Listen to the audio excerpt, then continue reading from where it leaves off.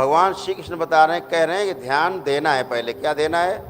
नासाग्र पर ध्यान देना है। एक तो विधि है बताई कि नाक का जो अगला भाग है यहाँ, इस पे दृष्टि टिका देना है। कैसे टिकेगी? आँख खुली हुई है, धीरे धीरे देखना शुरू करें आँख से नाक को, यहाँ के भाग को, तो नाक आपको आधी दिखाई देगी, कुछ हल्की हल्की दिखाई देगी कि है छाया, है ना। तो आपकी दोनों आँखों की पुतलियाँ धीरे धीरे धीरे धीरे धीरे धीरे बीच में आ जाएंगी। जैसे ही बीच में आएंगी तो ये कहाँ जुड़ जाती है? आज्ञा चक्र में ऊर्जा बहने लगती है। तीसरे नेत्र की तरफ ऊर्जा बहना शुरू होती है। जब ये दो द्वैत जब अद्वैत में बदल जाता है तो ऊर्जा जो है वो आज्ञा चक्र की ओर बहना शुरू होती है। तो अभी हमारी जो दृष्टि है वो ऐसे फटी हुई है, ऐसे दो आँखें हैं, दो दिखते हैं, ठीक, दो दिखना ही भ्रम है। ऐसे देखो कुछ दिखेगा एक आंख बंद करके, ऐसे एक देखो कुछ और दिखेगा, तो दोनों भ्रम है। तो जब दोनों एक हो जाती है तो उसे कहा गया त्रिनेत्र, आज्ञा चक्र, शिव नेत्र पे ऊर्जा बहने लगती है आपकी। तो नासाग्र पे ध्यान करने के लिए भगवान श्री कृष्ण ने भी श्रीमद् भागवत गीता में कहा है। उसे भी आप कर सकते हो कि आंख बंद करके उसी पे ध्यान दे रहे हैं, तो उससे धीरे धीरे धीरे मन सधने लगेगा, मन रुकने लगेगा। श्वासें जो आपकी लंबी लंबी चलती हैं छोटी होने लगेंगी, श्वासें कम गहरी होती जाएंगी और कम होती जाएंगी और लंबाई कम हो जाएगी श्वासों की लंबाई कम होती जाए, हमें अड़चन ना हो, ये बताता है कि मन ठहरना शुरू हो गया है, मन का भागना रुक गया है। और एक अवस्था वो आती है कि मन जब बिल्कुल रुक जाता है तो ये गति भी रुक जाती है, श्वासें भी रुक जाती हैं, रुकी रहती हैं, आपको पता नहीं लगता लेकिन श्वासें रुकी रहती हैं।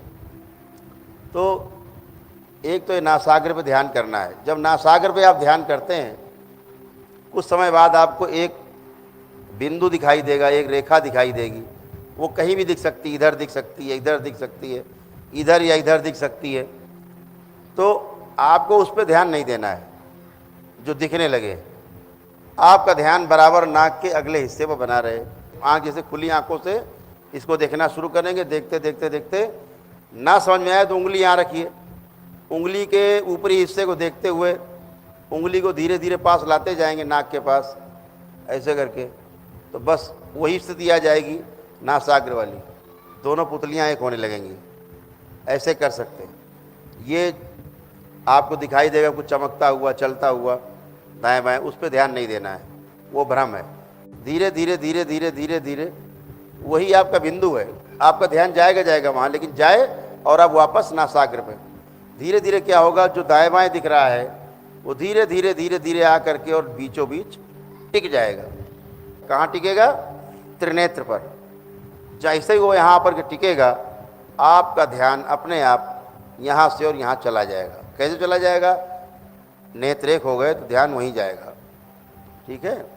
तो ऐसे उपाय है एक अपने मन को एकाग्र करने का, एक ही चीज़ मन लगाने का। पहले तो खिलौना दो बच्चे को, क्या करते हैं, उठा पटक करता है, तो पहले उसके मन का एक खिलौना दे देते हैं, ले भाई, तब उसमें वो बिजी हो जाता है।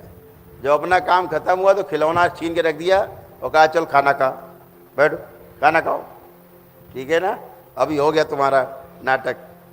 तो ऐसे पहले एक खिलौना देना है मन को, वो एक में रम जाए, उसे कहा एकाग्रता।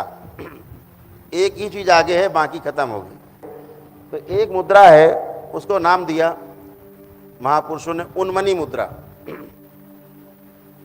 उन्मनी मुद्रा जो है शिव का ध्यान करने के लिए, त्रिनेत्र पर ध्यान करने के लिए, जबरदस्ती कराने के लिए मानी गई। उन्मनी मुद्रा क्या होती है? उन्मनी मुद्रा करने के लिए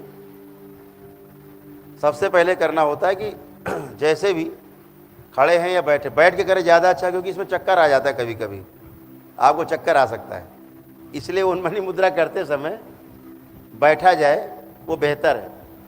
बैठ के किया जाए तो उसमें क्या होता है कि बलपूर्वक हमें कुछ करना होता है। क्या करना होता है? पहले गहरी एक श्वास खींचनी होती है, पहले समझ लें, करना बाद में है। क्या करना है? श्वास को पहले रीढ़ की हड्डी सीधी एकदम, हमेशा कोई भी ध्यान करें तो रीढ़ की हड्डी सीधी जरूर कर लें। रीढ़ की हड्डी सीधी करते ही आपका शरीर एक ऊर्जा से एक हो जाता है, पूरी बॉडी में ऊर्जा एक जैसी हो जाती है। अभी कहीं ज़्यादा लगे, कहीं कम लगेगी। जैसे ही हड्डी सीधी हुई रीढ़ की, पूरे शरीर में एक रक्त संचार, एक विचारों का सब कुछ एक हो जाता है, एक जैसा हो जाता है। तो रीढ़ की हड्डी सीधी करके और श्वास को गहरे अंदर खींचना है और खींच के रोक लेना है। जब श्वास को खींचा और रोका, फिर रोक करके और आँखों को ऊपर की ओर जबरदस्ती यहीं बीच में खुली आंखों से करना है। यहाँ पे